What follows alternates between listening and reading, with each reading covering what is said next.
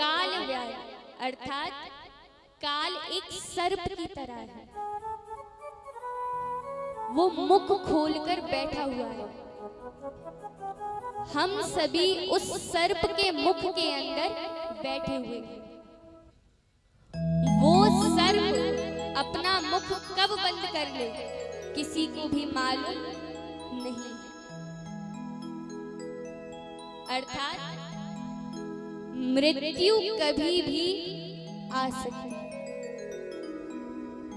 मृत्यु की कोई एक्सपायरी डेट, कहते हैं ना ये चीज है, इसकी एक्सपायरी डेट है 2 साल। 2 साल के बाद ये खराब। मनुष्य ने भी ऐसे ही सोच लिया है। हमारी एक्सपायरी डेट है 70, 80, 90 साल। 70, 80, 90 तक जिएंगे, उसके बाद कब चले गए क्या पता। लेकिन जीव ये भूल जाता है कि भगवान ने ऐसा नहीं कहा कि तुम्हें मैं तुम्हारी एक्सपायरी डेट के साथ भेज रहा हूं। भगवान कभी भी बुला सकते हैं। और आजकल तो आप भी देख रहे हैं कि वृद्ध लोगों से ज्यादा जवान जा रहे हैं। मान लीजिए भगवान ने अभी बुला लिया, यमराज जी के बगल में खड़े हैं चित्रगुप्त महाराज, आपकी डायरी के पन्ने पलट रहे हैं। यमराज जी कह रहे हैं बताओ चित्रगुप्त कितने पुण्य कितने पाप। चित्रगुप्त महाराज कहें कि महाराज इसमें तो बस पाप ही पाप है, पुण्य ढूंढ रहा हूं मिल ही नहीं रहा। आप भी कह दोगे कि प्रभु मैंने तो बुढ़ापे पर छोड़ा था, आपने बुढ़ापा ही नहीं आने दिया। यमराज जी भी कह देंगे कि भगवान ने कब कहा था कि तुम्हें बुढ़ापे में ही बुलाऊं। भगवान तो कभी भी बुला सकते हैं। तो मृत्यु आपकी फिक्स नहीं है।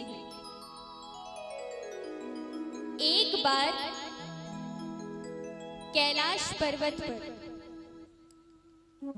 शिव जी से मिलने के लिए विष्णु भगवान गरुड़ देव पर सवार होकर आए थे। विष्णु भगवान अंदर चले गए बात करने के लिए। गरुड़ देव वहीं पर बैठे हुए हैं। वहीं पास में एक सुंदर सा पक्षी है, बहुत सुंदर। गरुड़ देव को देखकर बड़ा अच्छा लगा कि कितना प्यारा सा है, कितना छोटा सा है। थोड़ी देर बाद यमराज जी आते हैं। यमराज जी जैसे ही आए, यमराज जी उस पक्षी को बड़े ध्यान पूर्वक देख रहे हैं। अब गरुड़ देव को समझ आ गया कि यमराज जी ऐसे क्यों देख रहे हैं। गरुड़ देव को लगा कि यदि यमराज जी से अपने साथ ले गए तो ये तो भी इतना छोटा सा है, इतना प्यारा सा है। यमराज जी देखकर चले गए। गरुड़ देव क्या करते हैं, उस पक्षी को लिया और एक जंगल में छोड़कर आ गए। लौट आते हैं। यमराज जी जा रहे थे। गरुड़ देव पूछते हैं कि महाराज यहाँ पर एक सुंदर सा पक्षी था, आप उसे इतना ध्यान पूर्वक क्यों देख रहे थे। यमराज जी कहते हैं कि महाराज मैंने जैसे ही उस पक्षी को देखा, वो इतना सुंदर इतना छोटा सा, लेकिन उसको देखकर मुझे पता चला कि इसकी मृत्यु एक जहरीले सांप के काटने से होने वाली है। और वो जहरीला सांप इस पर्वत पर नहीं मिल सकता, वो एक जंगल में ही मिलेगा।